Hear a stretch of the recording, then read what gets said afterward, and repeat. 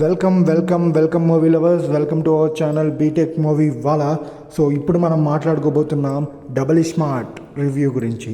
First double smart Puri Jagannadh గారు, రామ్ పోతినేని గారు 5 years back వచ్చిన ఇస్మార్ట్ శంకర్కి సీక్వెల్గా తీసిన సినిమా ఇది. ప్లాట్ విషయానికి వస్తే మన రామ్ పోతినేని గారికి ఒక బిగ్ బుల్ అంటే మన సంజయ్ దత్ గారి విలన్ మెమరీకి ట్రాన్స్ఫర్ చేస్తూ ఉంటారు. సంజయ్ దత్ గారికి ఒక బ్రెయిన్ ట్యూమర్ ఉంటుంది. ఆ బ్రెయిన్ ట్యూమర్ వల్ల ఆయన మెమరీని ట్రాన్స్ఫర్ చేయాలనుకుంటే చాలామంది మీద ట్రై చేస్తారు, బట్ అది వర్కౌట్ అవ్వదు.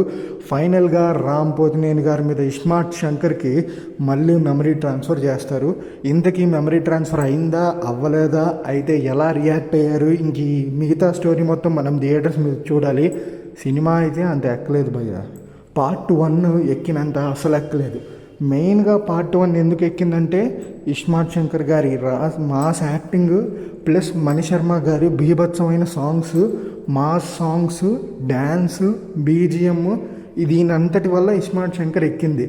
ప్లస్ డబల్ స్మార్ట్ ఎందుకు ఎక్కలేదంటే సాంగ్స్ బాగాలేవు భయ్య, స్క్రీన్ ప్లే బాగాలేదు, రొటీన్ టెంప్లెట్, ల్యాగు, ఆలీ గారి కామెడీ ట్రాక్ ఉంటుంది భయ్యా, ఇంకా చాలు ఆపేయండిరా బాబోయ్ అన్నట్టుంటుంది. సో అంత వరస్ట్ కామెడీ.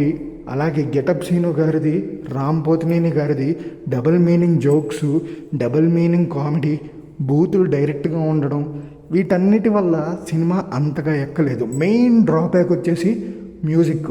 పార్ట్ 1 మెయిన్ ప్లస్సే మ్యూజిక్. అలాంటిది పార్ట్ 2లో సాంగ్స్ సరిగ్గా లేవు, బీజిఎం సరిగ్గా లేదు, వాటి ప్లేస్మెంట్స్ సరిగ్గా లేవు, అసలు సాంగ్ వచ్చే సిచ్యువేషన్సే లేవు. ఎంత లాగుతారంటే సినిమా స్టార్టింగ్ నుంచి ఫస్ట్ హాఫ్ కొంచెం చూడొచ్చు, ఇంట్రెస్టింగ్గానే ఉంటుంది అన్నట్టుంటుంది. ఇంటర్వెల్ దగ్గర ఒక ట్విస్ట్ వస్తుంది, ఓకే పర్లా బాగానే ఉంది, సెకండ్ హాఫ్ చూద్దాం అన్నట్టు అనిపిస్తుంది. కానీ సెకండ్ హాఫ్ భయ పడుకోవచ్చు, అంత ల్యాగ్ బ్రో సినిమా అంతా. అలాగే very lazy writing. Kavya Thapar అసలు సినిమాలో ఎందుకుందో కూడా తెలియదు, జస్ట్ తనని సాంగ్స్ కోసం ఇంకా గ్లామర్ కోసం పెట్టుకున్నట్టు అనిపించింది మూవీలో. సంజయ్ దత్ గారు పర్లా ఆయనకిచ్చిన దాంట్లో బాగానే చేశారు. రామ్ పోతినేని గారు అయితే ఇస్మార్ట్ శంకర్గా తన 100% కాదు 150% కూడా ఇచ్చారు, బట్ మూవీ అయితే వర్కౌట్ అవ్వలేదు. ఫైనల్గా పూరి జగన్నాథ్ గారు కొంచెం కొత్త అప్డేట్స్తో రావాలండి. అదే పాత టెంప్లెట్, అదే పాత స్టోరీ లైన్స్, అదే పాత స్క్రీన్ ప్లే ఇలా పెట్టుకొని వస్తే జనాలకి ఎక్కట్లా. అస్సలు సినిమా హారిబుల్. ఎక్స్పెషల్లీ ఆలీ గారి కామెడీ ట్రాక్ ఎందుకు పెట్టారో కూడా అర్థం కాదు. అదేదో అడవి జాతి అంటారు, వేరే లాంగ్వేజ్ అంటారు, బూతులు మాట్లాడతారు, డబుల్ మీనింగ్ జోక్లు వేస్తారు, కామెడీ అంటారు.